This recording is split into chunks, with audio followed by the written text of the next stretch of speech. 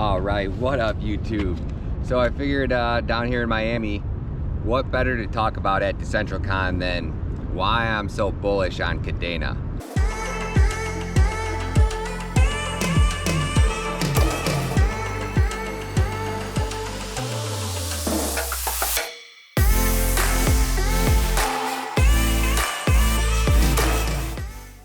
So it's pretty exciting watching all of these blockchains and these different companies and everybody at these events. And then we talk about something like Kadena. Why do I think Kadena is going to be one of the biggest players in the upcoming years? We talk about like everything that has slowed down the growth of the cryptocurrency ecosystem, whether that is scalability issues, bottlenecks where we see layer one blockchains that are proof of stake not being able to scale. As soon as you have transaction gas costs, as soon as you start to see gas costs going up on a blockchain, what proof of stake is supposed to do is it's supposed to allow them to scale infinitely, whether that is sharding, whether that is having multiple chains kind of connected together. But unless you can infinitely scale, eventually you're gonna run into a point where you hit a bottleneck. And as soon as your network hits that bottleneck, as soon as every transaction that is going into a block is full, as soon as that block is filled with transactions. So how blockchains work is each blockchain has a set number of blocks that it produces every so often. For example, Bitcoin is 10 minutes. I think Solana is every 400 milliseconds. Avalanche might be every 3 seconds. And I know that Avalanche has the fastest smart contract language in the industry. So you have blocks that X amount of transactions can fit into a block. So this block can only hold so many transactions. Once that block is full, the transactions start to go into what's called a mempool. And the mempool is all transactions waiting to go into the next block. So since on things like Ethereum or any ERC20 and almost every blockchain, you have the ability to increase your gas spend to put your transaction ahead of others. So what you'll see is all these transactions that say paid the bare minimum, they're all sitting out there waiting to go into the next block and it'll just go in order. But because people can pay more, eventually everybody starts paying more. And if you're not paying more, then the miners are never gonna pick up or the validators are never gonna validate your transaction because the algorithm is designed that the miners or the validators only go after the most profitable transactions. Those are the ones that they wanna verify first. That's how they have that pecking order using smart contracts, from what I understand. So you see a blockchain like Kadena that has the ability to infinitely scale because of how they add parallel chains and how they've been able to intertwine those chains and get all of the chains to communicate together. It literally makes scalability limitless. So you can infinitely scale, meaning what technology has been created as of today has been created based off of the infrastructure that we've had. Kadena is that layer 0 blockchain. They are the ground level, the absolute bottom. They are the internet. Everything is going to be built on top of the internet.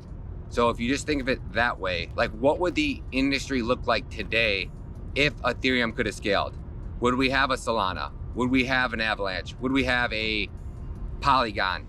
I definitely think we would have different types of technology. And I don't think that Solana is gonna go anywhere. I think Solana has a great team. I think that what they do and how they pump that coin is phenomenal. I think you have Sam Bankman-Fried, who just bought FTX Arena. I believe that you can't even spend cash at FTX Arena. So FTX, Solana, Serum, Radium, all one big ecosystem. And what Solana's doing, do I think that they're going to be the cash of crypto? No. Do I think that they're going to have a $1 trillion market cap one day? I do. Unless something changes, right? Unless Kadena snowballs into something just this behemoth. And then Solana would almost just be like a shard off. When Solana bridges to Kadena because of transactions being constantly free, once the Solana network, if the Solana network gets overwhelmed and cannot handle transactions like we've seen in the past, that is when I think you will see a lot of things start bridging to something that can. And then one by one, everything should be getting built on top of Kadena, because if you're an engineer, you're designing, you're launching your own cryptocurrency, you're launching your own project, are you going to risk everything launching or building on top of something that has, as of today, proven that it cannot scale? So how I look at things is, you tell me A, B, and C. For example, Cardano smart contracts are going to be delivered on September 27th. We didn't see smart contracts on September 27th. It was all smoke and mirrors. It was all just one big lie, really. And the amount of people like myself that I assume got really wrecked, liquidated city, because we were lied to, we were given false information. So we made trades accordingly, which got our asses wrecked, and nobody's fault but our own. But at the same time, I didn't ever think Charles would do that to us.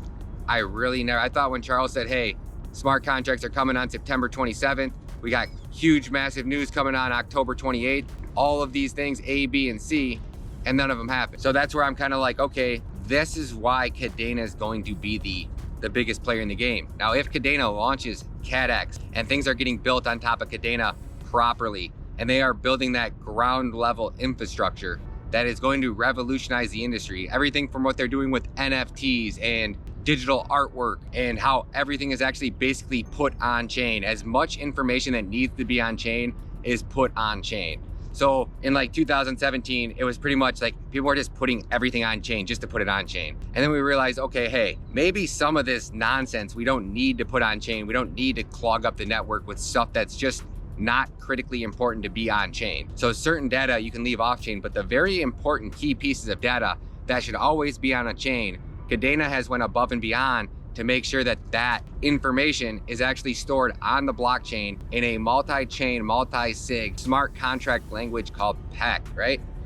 And PACT is the biggest game changer. So we're gonna go over that in part 2. So do me a favor, guys. If you guys are enjoying this content, if you guys are packing your bags on Kadena, if you guys are getting ready to go to the moon with the squad, hit that like button, hit that subscribe button, show the channel some love, share it on Twitter, tell your friends about it, tell your grandmother to take out a second mortgage on her house. Appreciate you guys, love you guys. Can't wait to see you guys next video. Peace.